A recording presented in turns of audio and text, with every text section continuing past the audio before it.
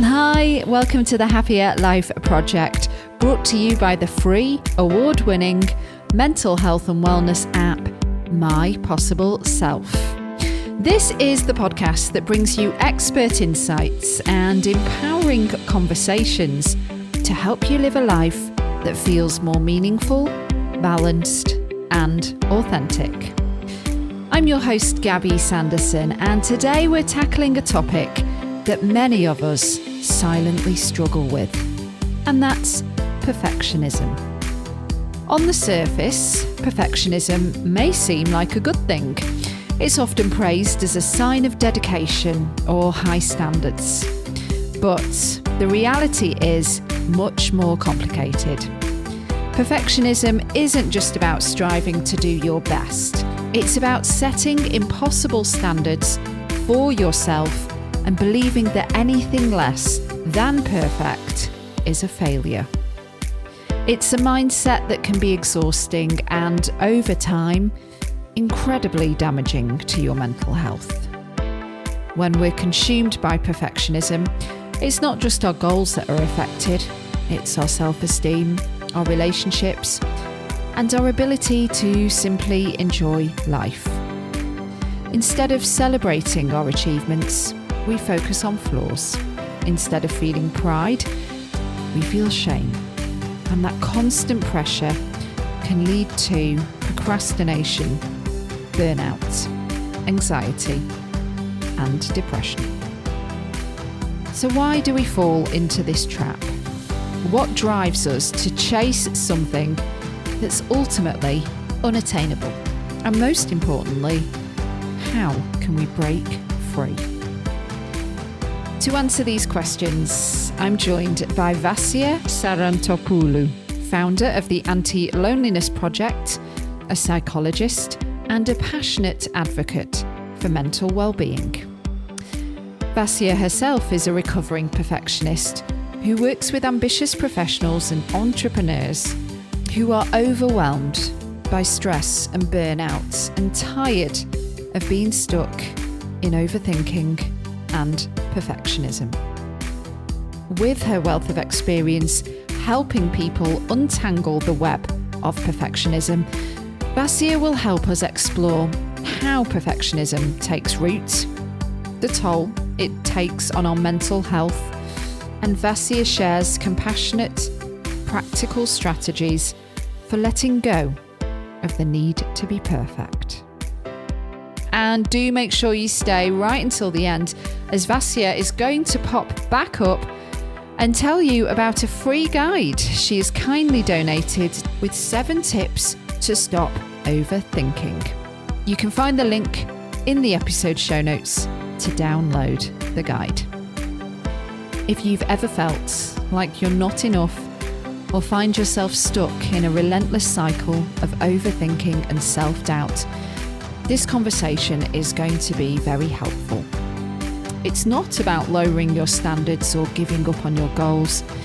It's about learning how to live with more kindness, balance, and authenticity. So, settle in and get ready to explore how embracing imperfection can unlock more peace, joy, and freedom in your life. Ready to find a healthier, happier you? Let's get started. Vassia Sarantopoulou, welcome to the Happier Life Project podcast. How are you? I'm doing very well. Thank you very much for the invitation.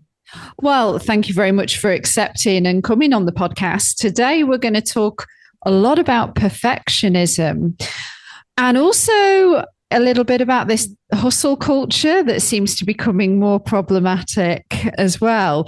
I first found you when I was looking for somebody to speak about loneliness, and you've covered this a lot, but you've kind of shifted gears now into perfectionism and just completed a book writing about perfectionism. So I'd love to just know a bit about your story and your background, because these are 2 very weighty subjects.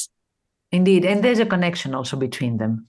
Like people who are on the severe side of perfectionism, they do experience lots of loneliness. And by loneliness, I mean the disconnection from their own self. Eventually, they don't know themselves. They have been perfecting their lives. They have been living under somebody else's standards. They have been trying to meet other people's needs that they have completely alienated from their true self. So there is a loneliness part, a lonely part in perfectionism as well. Could we talk a little bit about the definition of what it is to be a perfectionist? Because it's a term that does get thrown around a lot. I've been accused by some of my bosses for being a bit of a perfectionist. And I would argue that I never think anything I submit is perfect. So I don't know if that makes me a perfectionist or not. Well, there's a misunderstanding in this term because people believe that if you are very organized, or if you want everything around you to be in order, or if you get obsessed with typos, for example, oh, you're a perfectionist. But that's not exactly what we mean. So what I mean, or what's the let's say the definition of perfection is that we want to give in regards to our mental health is a cluster of beliefs, negative, overwhelming emotion, negative beliefs, negative emotions, but also negative mindset and behaviors that actually foster and feed this mindset. So I remember one of my clients, like a month ago, we were working and I was telling her about my book. And I said, I'm writing a book about perfectionism. And she said, oh yeah, I'm not a perfectionist. I'm good. So I said, well, when I talk about perfectionism, I talk about, when you doubt about yourself, when you judge yourself, you question yourself, you criticize yourself really harshly. You think that you could have done more, you could have done better. You never feel enough. And she was like, oh yeah, this I have. Well, yeah, when you say it like that, then I think maybe people do misread what it is or misinterpret the word. So what inspired you to write a book about it? Is it such a big problem? Well, since I'm a psychologist, I have seen and I've worked a lot with people who were struggling with anxiety and depression. And what I saw as a common thread in all these people was that pattern of not good enough. I have to do something more. I am a burden to other people. I have to meet these overwhelming, unrelenting standards and goals. So I could see that not only they were beating themselves up too harshly because they were not meeting these goals, or they were feeling too small, too insignificant, too unimportant with what they have achieved, because they have achieved a lot. I'm talking about not only, like people that they had money. I'm not talking about money. I'm talking about achievements, doing things that they're different and difficult, but also they found it difficult to be happy. They had opportunities of enjoying their lives, but they would all slip through their fingers. And when I would point out that, but you did that very well, or good for you that you accomplished that, or but you're a good friend, or that you have humor and you care about other people, they would just shrug their shoulders and be like, yeah, okay, everybody has that, so what's the deal with that? Like imposter syndrome. Oh yeah, absolutely. They're not deserving my success, or not deserving joy, and not, of course, to mention, not deserving rest. When I tell to these people, you need to take a break or you need to rest, no guilt attached to that, they would be like, yeah, but I have a million things that I need to do. So who's gonna do them? So it's, like these two axes. One is maximizing the negative and the other one is minimizing the positive, that I would see in those people that they were struggling with anxiety and depression. And then, as I said, the common thread was that thing, perfectionism, the not feeling good enough, not feeling good enough to stop trying for a moment, but also not feeling good enough to enjoy what I have achieved and accomplished so far. So that's my passion, actually, for perfectionism, and also the fact that I realized that I'm also one of them. I'm a perfectionist and I never had a break in my life. And I always strive for more, for better until, I reached the point that I realized that, this is no ending. Well, listening to you speak, and maybe you can speak for yourself and for clients that you work with, are people that suffer from this more vulnerable or susceptible to advertising and what we see on social media, and more influenced about how we should show up in society?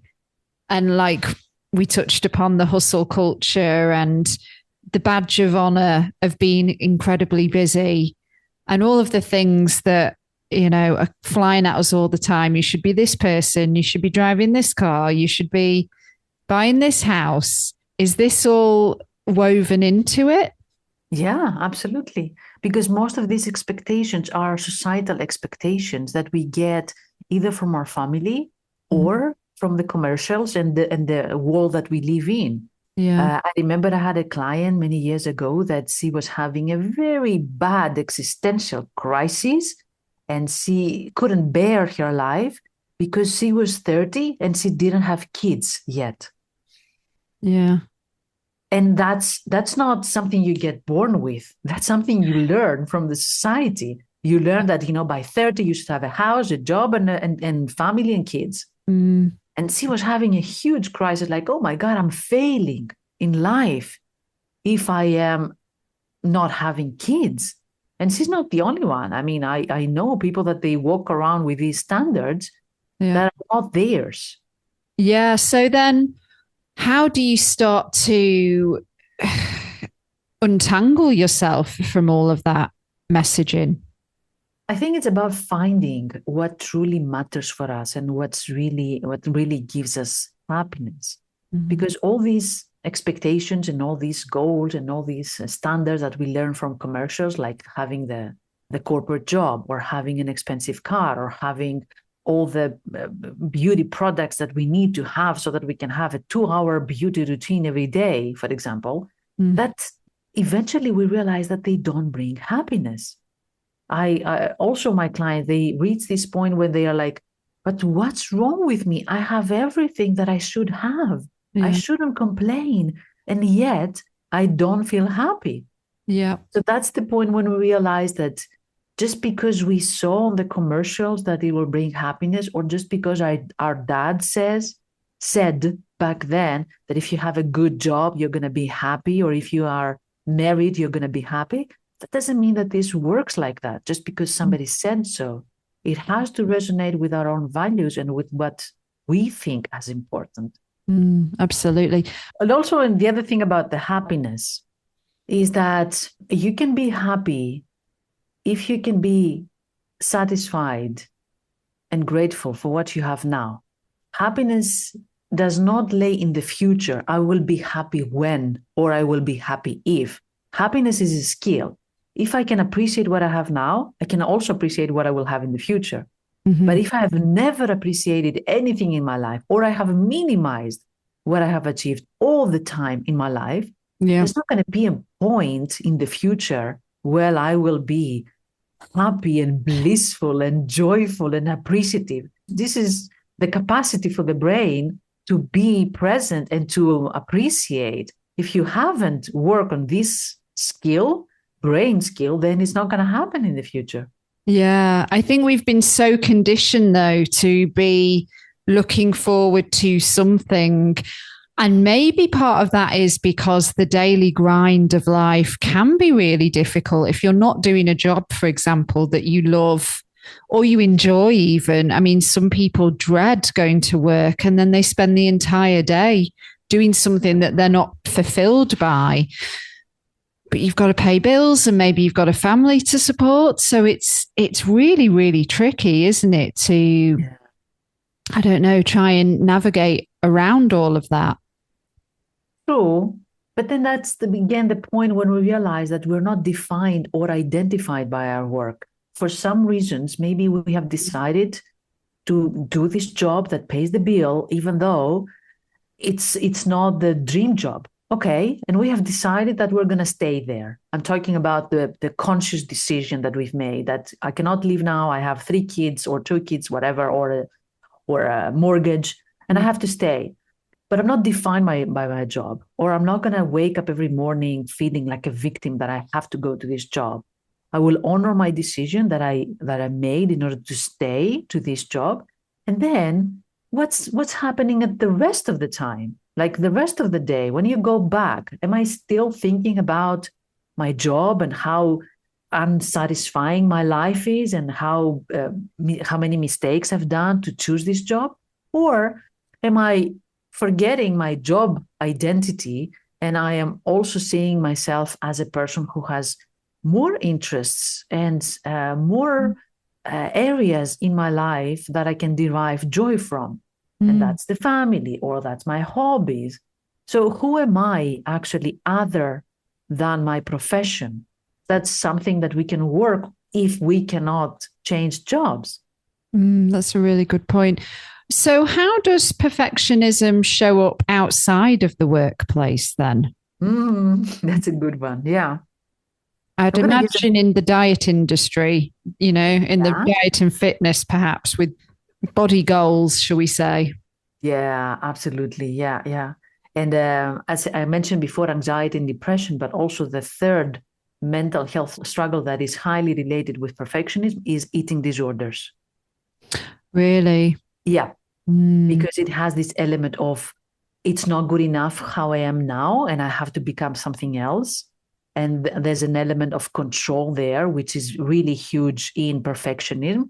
So I have to control what I eat, what I don't eat. I have to control my life, and everything is about food. So that's an area that he said, like the eating and my body image that can be affected by perfectionism. Another example that came to my mind, another case, I remember I was having sessions with a woman in her 40s. Back then, she had 2 kids and they were young at age. She was very obsessed. Her perfectionism actually made her be very obsessed with her role as a mother, as a wife, and as a, how to say it, a housekeeper. Yeah. So when she would come back from work, even though she would not be working behind her computer, everything needs to happen in order to meet these standards of a good housewife. So she would clean, and the laundry and the cooking and preparing the lunch boxes. She would have to do all these things that were on her checklist so that she would meet that perfect housewife, perfect mother, sticker. And then the thing is that she came to me and she said, well, when I'm done with this, I'm sitting down and start playing with my kids. And Vassia, what scares me? I hate it. I don't want to be there. I want to be somewhere else. I want to be in the grind, as you said before. I want to do something. The laundry is waiting, or maybe, the wardrobe needs organizing, or maybe the bathroom needs to be cleaned, because of course a house always needs something. And just because this list hasn't finished, cannot enjoy the time with my kids. And that freaking scares me. And she said that, I'm glad that she had this awareness, because she could also be very unaware of that. And she would like, yeah, of course, chores need to happen. So who has time for, I don't know, Peppa Pig? Yeah.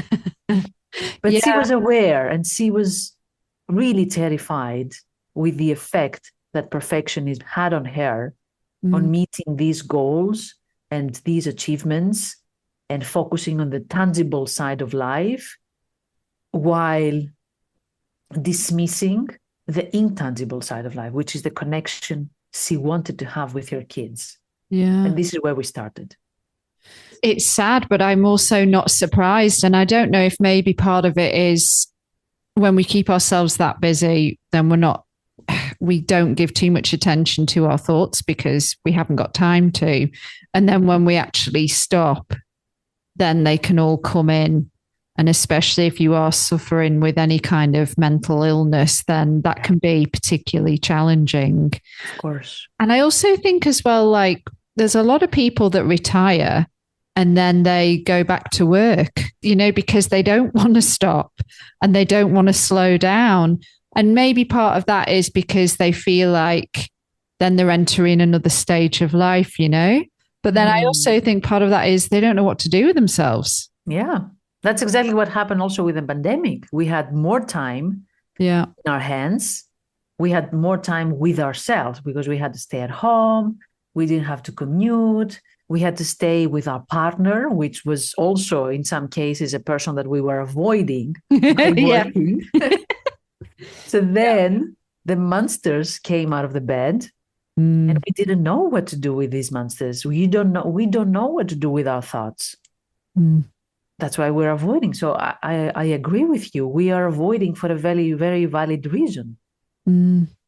So what's the answer there? Because we can't really stop our thoughts, can we? No. But it's a little bit uncomfortable in the beginning when you listen to all the things that you have been thinking without being aware. Yes, I get it. It's scary because it's a lot of judgment there. But then the next step is we learn actually to stop the negative thoughts and to reverse them into more helpful thoughts and more healthy thoughts. But that second part cannot happen without the first part.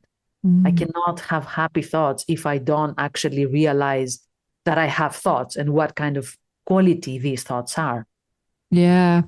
Do you have any practical strategies or therapies that could help people manage perfectionist tendencies? I think setting an internal boundary of how much am I going to serve the hassle. As I said, once a perfectionist, always a perfectionist. Yes, you're going to have your standards. Yes, you want to achieve more in your life. Yes, you want to have more. Okay, that's how you have been conditioned in your life. I get it. But what we want is to set an internal boundary to that. Like, how much time am I going to spend on house chores just because I want to be the perfect housewife? Or even question, do I really want to be the perfect housewife? Is it my value?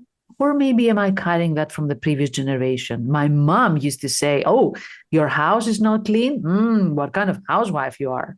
Okay, but that's her problem. That's her priority, not mine. So this is the moment where we actually separate our values from other people's. And we try to find what is important for us, what matters for us, what gives me pleasure, what gives me joy.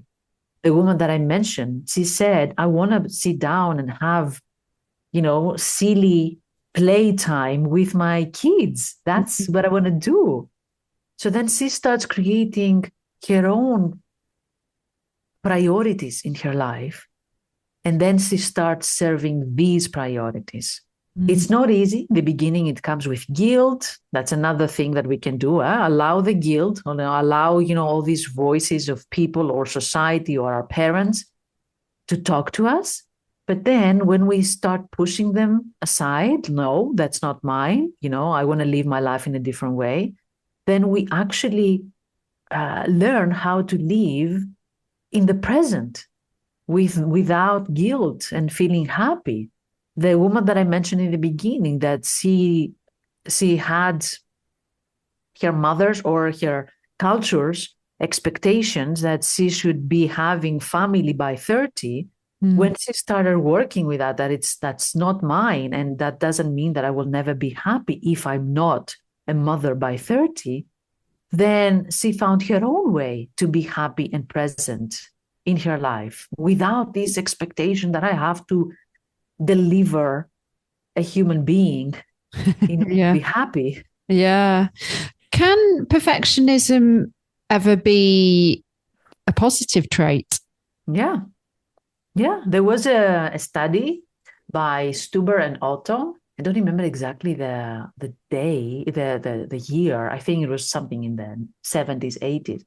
That they actually make this distinction between healthy perfectionism and not healthy perfectionism.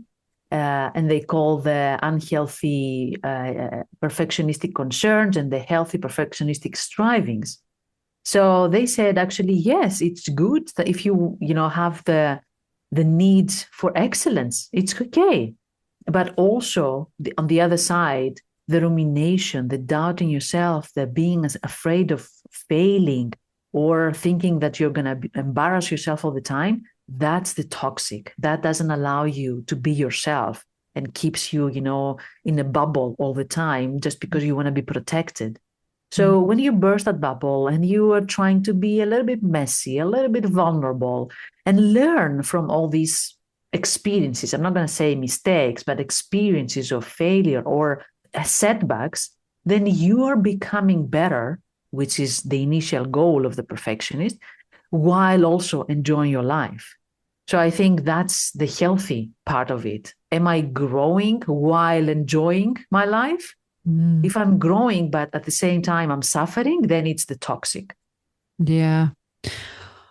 Well, this kind of leads me a little bit into hustle culture. And I'm thinking, what if your boss is a perfectionist? That is probably going to be quite problematic, because nothing's ever good enough. I actually was asked to be a guest on another podcast with a lady based in the US, and she wanted to talk about hustle culture and from a kind of international perspective. And I said to her, well, to be honest, the corporate environment, it's pretty much the same wherever you go. The wage might be a bit different, but you still have that boss that has the unrealistic demands or whatever. That's quite across the board. I mean, I know in America, the whole it's called, isn't it, the corporate America for a reason. It's like rife there, but this must be an absolute breeding ground for perfectionism. Oh yeah, absolutely. Yeah. And again, sometimes maybe we can change our boss. Sometimes maybe we can change our working environment. I mean, maybe we call it the corporate America, and it sounds like everybody's doing that, and you cannot change that. Yeah. So that leads us to, giving up. But what if everybody starts a little bit bringing that change or the boundary of whether we need to be that perfectionist or whether we need to pick up the phone after working hours or whether we need to work during the weekends? If we start talking about that, and it's not only one voice, but it's more people, what if in 5 years we have a different culture in America? What if this hustle is not so strong anymore? So that's one point that I want to make. Give it a try with your boss. Maybe they're open to discuss about that. Maybe they're open to see the consequences of that. Because just because I am thriving for 5 years or 10 years in the corporate world doesn't mean that this is sustainable. There are many people that after 5, 10, 15 years, they just crash. And you have people massively struggling with burnout and depression and anxiety and, leaving the corporate world and becoming yoga trainers and, you name it, or spiritual coaches. Yeah. So what if we try to do something so that we can actually stay in our job for more than 5 or 10 years? And that's taking a little bit, slower, and still we're growing, but you see the growth comes together with a more sustainable a year plan. Yeah. So that's the one thing. And the other one is also what I said before. In this corporate world, which is what it is, and it takes a lot of stamina and a lot of effort to change it. How much we have allowed ourselves to get lost in there. I am working with a client, and he's exactly the client that you just described. And I said to him, what are you doing in the weekends? What are your hobbies? I don't have hobbies. What are you doing with your friends? I don't have friends. So losing yourself does not happen only because of corporate world. Losing yourself is also the other part of what are you doing outside of your job? Who are you? What do you like doing? What are your likes and passions and dreams? Do you allow yourself to dream, or you have completely incorporated yourself into that identity? Right. So if we cannot change our boss, we can actually be more connected with our true self. They call it the golden handcuffs, don't they? If you're working very hard, but you're getting paid accordingly. But I think, well, at least you're getting paid accordingly, because there's a lot of people that are working like in a corporate environment, but the wage isn't reflecting, in the same way. So, and I don't think perfectionism has a pay grade either. I think it can happen to anybody, right? Yeah, of course, absolutely. Yeah. And sometimes, even people who are less fairly paid are even more perfectionist, because that's the carrot in front of their head that says, if I work a little bit more, maybe I will get better salary.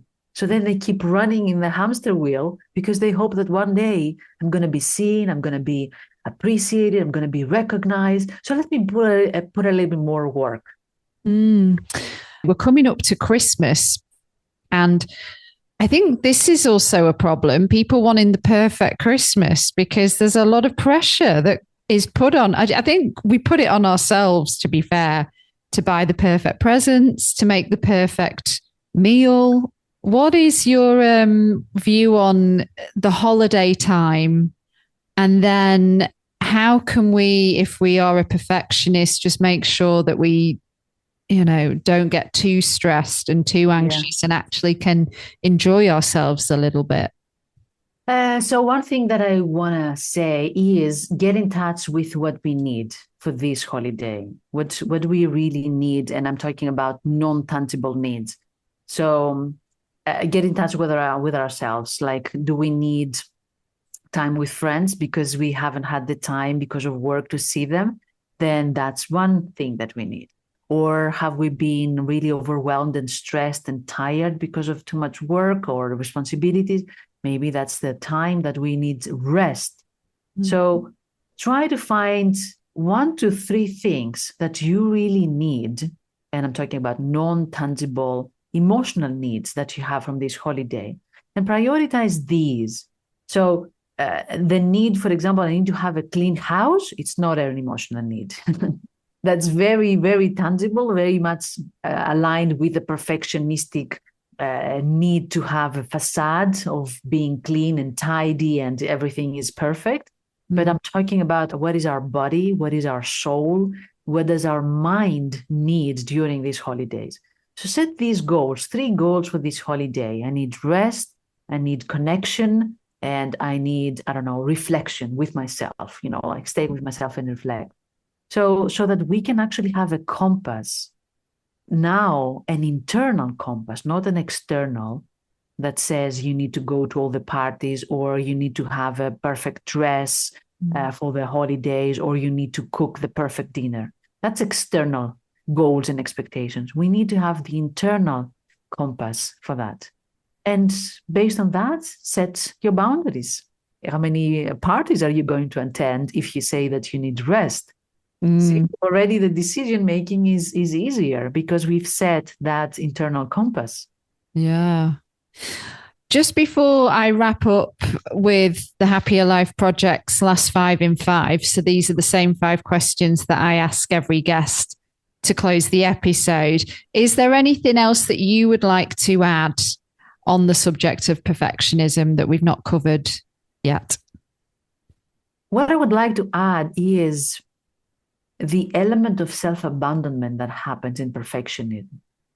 A perfectionist really felt that when you said that. You felt that? Yeah, I felt that. Yeah, because we want to meet all these external standards, and we have these voices in our head, what society thinks as right, what our parents are expecting from us. And you cannot have all these expectations met, the external expectations, plus keep yourself intact.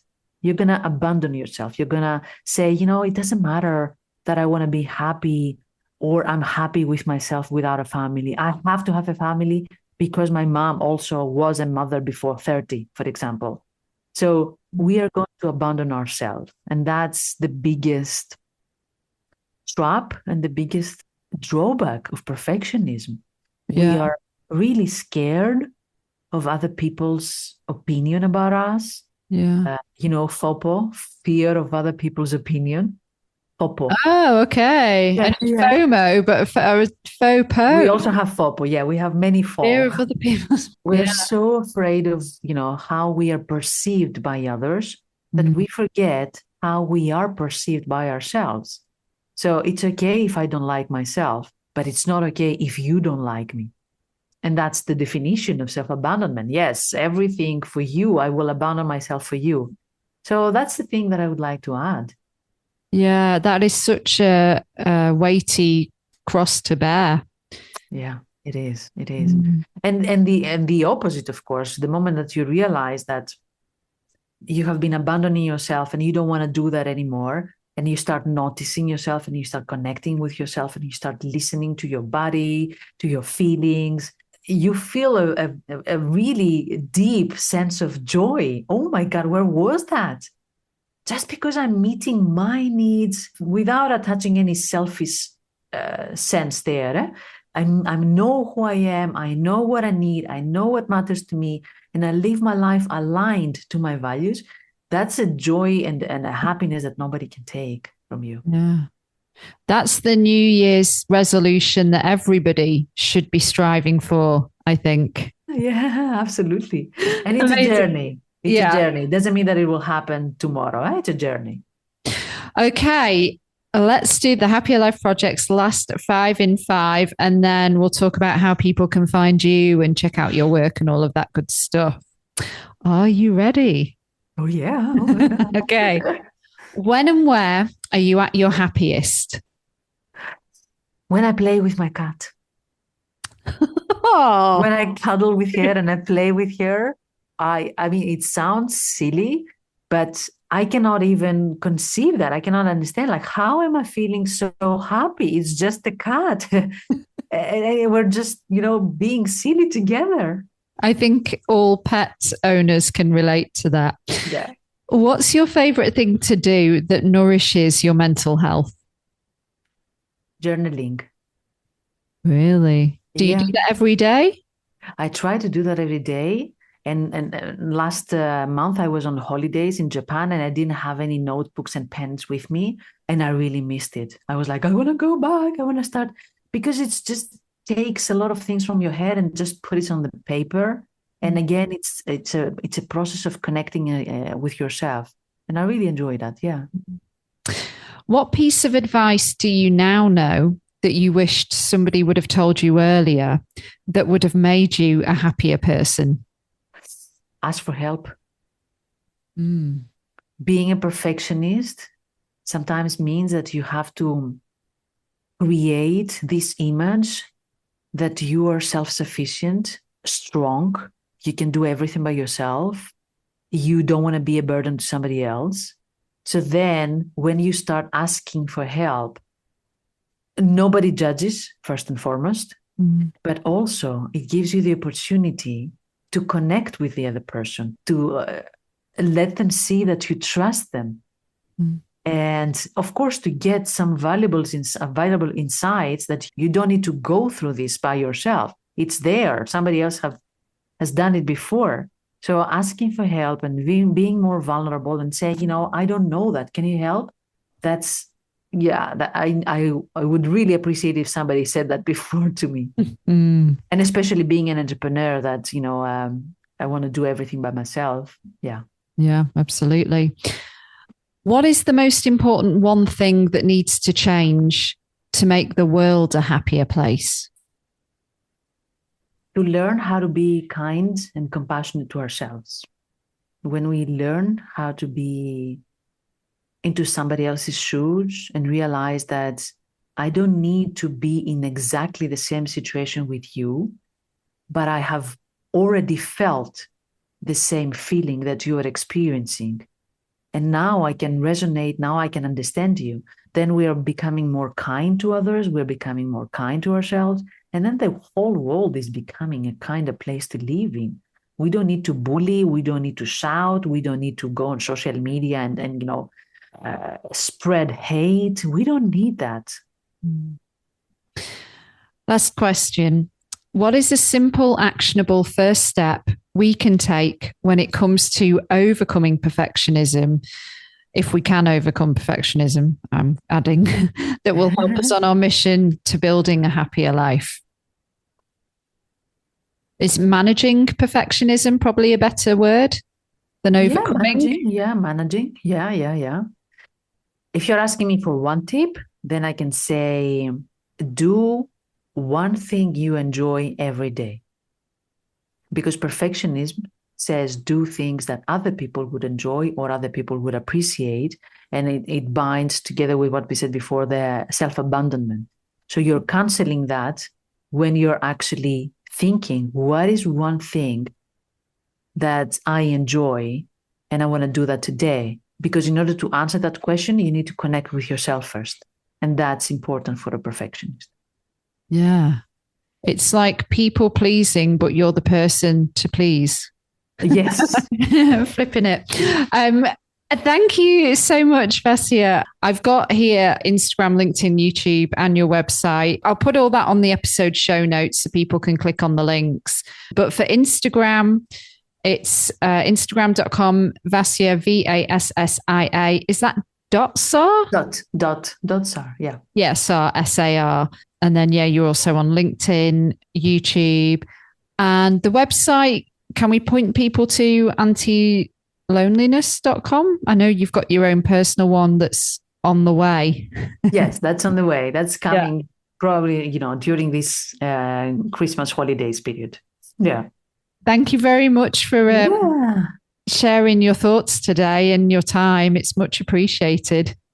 Thank you very much for the invitation. If people resonate with what we discussed here today and they want to start their journey on managing perfectionism or actually turning it from toxic to healthy perfectionism, then they can contact me and we can start working together. There's a group that will start in January that is people that they're struggling with this perfectionistic anxiety that we say, and they want to change it. They don't want to be, controlled by that anymore. So join my newsletter and then you will find more about that. Hello, it's Gabby back with you. Thank you so much for listening to this episode of the Happier Life Project podcast. And thank you, Vassia, not only for our conversation, but for the free guides that she has kindly donated with 7 tips to stop overthinking. So after I've run through the important housekeeping, you're going to hear again from Vassia talking a little bit about the guide, and you can find the link to download it in the episode show notes. And if you are suffering with your mental health, there is a crisis button on the My Possible Self app, which will signpost you to the correct information for immediate expert advice. Those of you who are listening on one of the podcast platforms, the My Possible Self app is completely free to download and access all of the content without it costing you anything. If you are in crisis or you think you may have an emergency, please do call your doctor or the emergency services immediately. The views expressed in this podcast are solely those of the interviewer, which is me, and the interviewees. The content of this podcast is for informational and educational purposes only and should not be considered as a substitute for professional or medical advice. Our partners at the Priory Healthcare are not involved in the production or content of this podcast. If you found this episode helpful, please do share it. And if you're listening to it on one of the podcast platforms, do subscribe, leave a review. All this stuff really, really does help us to grow and to keep making the content for free. And if you aren't already following us on social media, you could support us there too. We're most active on Instagram. You can find us at MyPossibleSelf, and I've been at Radio Gabby. Do take care, and I'll see you on the next one. Bye for now, and over to Vassia. I have a gift for all the listeners of this episode, especially for those who have been feeling stuck in perfectionism. We talked a lot in this episode about perfectionism, right? But one of the sneakiest side effects of perfectionism is overthinking. And you probably felt it. It's the endless analyzing and the second guessing and replaying conversations in your head. Perfectionism and overthinking go hand in hand, creating this exhausting loop where no decision ever feels good enough and your brain just won't turn off. And, you might think, I can't help it. That's just who I am, or that's how my brain works. But here's the truth. Overthinking isn't something we are doomed to live with. It's a habit, a brain habit, and like any habit, it can be changed. So, what my gift? I have created for that exact reason a free guide. 7 ways to stop overthinking. 7 science-based, practical, easy ways to stop overthinking. This guide is packed with research-based strategies to help you calm your mind, make decisions with confidence, and finally feel some mental peace. I mean, isn't that what we're all looking for? Mental peace and calm? So here's the best part. It's just 1 page. I made it specifically a 1-pager. All the tips in 1 page so that you can print it out to keep it by your bedside or desk, or download it to your phone so that you have easy access whenever you need it. So it's for you. If you're ready to break the cycle of perfectionism and overthinking, grab this free guide now. Just head to vassiasar.kit.com/7-tips-overthinking to download it. You're going to find the link in the show notes. Your mind deserves a break. You have already done your fair share of overthinking, and this guide will show you how to get there. Thank you.